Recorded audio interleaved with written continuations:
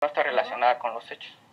Si no tiene, digamos, una vez fijada la litis, no tiene nada que ver con esto que está en controversia, puede el juez decir, no es, no me sirve tu prueba. Sí, claro, no es dable, por ejemplo. La controversia. Sí, tratar de comprobar con un medio de prueba algo que prácticamente no tiene relación con los hechos. Por ejemplo, en caso de que yo quiera acreditar la muerte de una persona, no puedo acreditarlo, por ejemplo, con una prueba en materia grafoscópica, por ejemplo, ¿no? Entonces, eso es una prueba pertinente, debe ser aquella que esté relacionada con los hechos.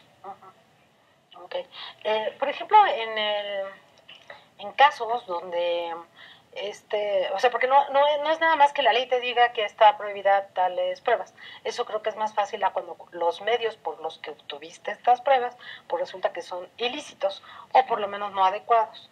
Por ejemplo, cuando has obtenido de manera no prevista dentro del proceso, no de la manera idónea como debes de obtener las pruebas, las has obtenido así, y que afecta la decisión final, ¿qué pasa? ¿En qué momento el juez puede declarar la nulidad absoluta y llevar las cosas al inicio? Para ser más clara, el caso Florence Cassés. Hicimos un simulacro, pero ¿afectó o no al fallo? Que esa era la duda final. Sí, bueno, acuérdate que ese caso de la francesa, a estas alturas está pendiente todavía de recibir un fallo de la Suprema Corte de Justicia. Entonces no hablemos en concreto, pero digamos... de la hipótesis solamente. Ok, digamos como hipótesis. ¿Qué tanto afecta el que yo realice determinadas acciones y con base en eso obtenga una prueba que va a afectar al fallo final? Antes, si me permites, déjame completar lo que el licenciado Monzón te estaba comentando acerca de la pertinencia de la prueba, porque hay casos en que hay duda sobre si la prueba se relaciona o no con el hecho. Sí. Hay duda y si el juez declara que es impertinente la prueba, a lo mejor eso te está afectando en los derechos que representas en el juicio. Sí. Y bueno, no solamente queda la discreción del juez determinar si es o no procedente el medio de prueba. Yo sostengo, francamente, que en la duda el juez debe admitir la prueba. Y en todo caso, si no es pertinente, a la hora de fallar el juicio, a la hora de dictar su veredicto, no tomará en cuenta esa prueba, estimándola. Pues es que es mejor, ¿no? ¿Verdad? Que de inicio rechaces algo que a lo mejor sí te ayuda. Sí. O el caso de Jan González está subjudice también. No. Ese está no, resuelto. porque también ahí, ¿no? Eso es bueno, de repente se meten a mi casa con lujo de violencia y resulta que ¿qué tanto tiene que ver la prueba con la resolución final? Mira, la prueba en materia penal es importantísima, trascendental. Pues yo puedo asegurarte que mucha estás gente... probando los hechos que afirmaste a través de una prueba. Mucha gente está en la prisión no porque sea culpable o inocente, sino por un problema de prueba. Sí. Porque no supo probar. Porque no tuvo para pagar a los peritos, por ejemplo, y no pudo aportar al juicio la prueba pericial que a lo mejor iba a favorecer su situación o de plano a determinar la inocencia del acusado. En fin, la prueba es un problema tan trascendente en materia penal que yo digo que todo en materia penal tiene que ver con la prueba. Si tú quieres acreditar el monto de la reparación del daño, tienes que aportar pruebas. Si tú quieres acreditar la existencia de un excluyente o de un atenuante, hay que aportar pruebas. Todo tiene que ver con la prueba, al grado de que un grupo importante de teóricos en la materia quieren establecer la teoría de la prueba, la teoría general de la prueba, como una nueva disciplina, separándola de la teoría general del proceso, dándole independencia a esta nueva disciplina penal para tratar todo lo concerniente a la prueba. Y si quieres pasamos ya a los casos concretos de... Sí, nada más déjame hacer un brevísimo corte y ahorita nos aterrizas un poquito más esto general que nos han dicho. Regresamos muy pronto, no le cambie.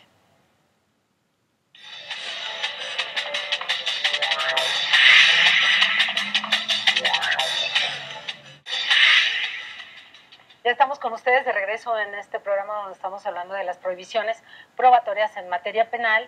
Les recuerdo que tenemos teléfono, Twitter y Facebook a su disposición para que estés siempre en contacto con nosotros. Julio, bueno, pues decíamos a ver si podemos aterrizar un poco sin tocar casos que estén todavía sin resolverse, pero sí para que entendamos, pues nosotros neófitos en materia penal y el público, que esta importancia que tú dices, bueno, es que el que no puede probar los hechos que ha afirmado la denuncia o que la averiguación previa incluso no le lleva de manera adecuada al juez, pues no puede obtener una sentencia justa. Sí, no hay que perder de vista este principio universalmente reconocido en el sentido de que el acusado es inocente mientras no se le pruebe lo contrario, es decir, que en el juicio, en el proceso penal, teoría, sí, aun cuando a veces es atropellado este principio general, pero universalmente se reconoce la inocencia como una premisa del acusado en el juicio, ¿no? Es decir, el acusado no debe entrar al juicio como culpable, ni siquiera como sospechoso, sino como inocente. En esto consiste la presunción de inocencia, que ingrese al juicio como inocente y solamente saldrá de él como culpable cuando se acredite en sentencia firme, así lo dice la Constitución en la reforma de 2008, cuando se acredite por sentencia su culpabilidad. De manera pues que el inculpado no tiene que probar. El fiscal es el que tiene que probarle la culpabilidad. Claro.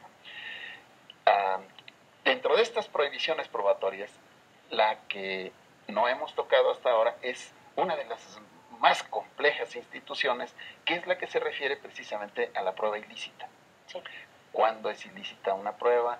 ¿Cuándo la prueba, sin ser completamente ilícita, puede tomarse en cuenta? ¿O cuándo las pruebas que derivan de una prueba ilícita pueden considerarse válidas o no? Esta es la gran polémica que se sostiene en la doctrina y que, bueno, en la que han participado los tribunales supremos de todo el mundo y que tienen elaboraciones como la Suprema Corte de Estados Unidos, elaboraciones acabadísimas acerca de estos conceptos, muchos de los cuales, pues, no necesariamente obligan a seguir esos criterios, porque hay algunas cuestiones con las que personalmente yo no comulgo, no estoy de acuerdo, ¿no? Si tú quieres que nos explique, Raúl, primero en qué consisten estas pruebas y si quieres yo retomo después la explicación. Claro que sí. Bueno, hablamos principalmente dentro de las prohibiciones de las pruebas. Encontramos la prueba ilícita, también encontramos aquella prueba irregular, incluso aquellas pruebas que tienen algunos defectos. Por ejemplo, en la prueba... Ilícita, a ver, para que nos entienda nuestro auditorio. Sí. Las pruebas ilícitas son las que la ley prohíbe de manera expresa utilizar dentro del proceso. Sí, claro que sí. Específicamente en la fracción 9 del apartado A, en el artículo 20 constitucional, maneja lo que es la prueba prohibida, que es aquella que se obtiene violentando los derechos fundamentales de la persona. Entonces de ahí partimos, todo aquello que se obtenga violentando los derechos fundamentales será prueba prohibida. De ahí partimos. Ahora bien, esto tiene efectos. El efecto más importante es que además de esa prueba que se obtenga en forma ilícita, todo aquello que conlleve a obtener otras pruebas también será prohibido. Encontramos una teoría del árbol prohibido, pues del árbol podrido o bien del fruto prohibido, que atiende que a todo aquello que salga de aquel árbol también será fruto prohibido. Entonces, igual, esta prueba que se obtenga ilícitamente, todo que lleve a ello será ilícito. Y la consecuencia es nulidad absoluta. Exacto, incluso también la jurisprudencia sostiene que aquellas diligencias, aquellas pruebas que se obtengan en forma ilícita, también traería consigo la nulidad en las pruebas que se obtengan con posterioridad, toda vez que su origen está... Ahora, esta prueba ilícita puede darse cuenta el juez desde el momento que la ofrece, que es una prueba ilícita, y no la desecharla, ¿no? Sí, claro. No admitirla. Pero puede ser que ya va muy avanzado el proceso y que se dé cuenta hasta después. En ese momento, ¿qué pasaría? También decreta la nulidad de, sí, incluso... de la prueba y lo demás, de lo accesorio, sobre todo, como dices, es más importante a veces lo accesorio, ¿no? Claro que sí. Por ejemplo, incluso esto puede ser desde en el juzgado.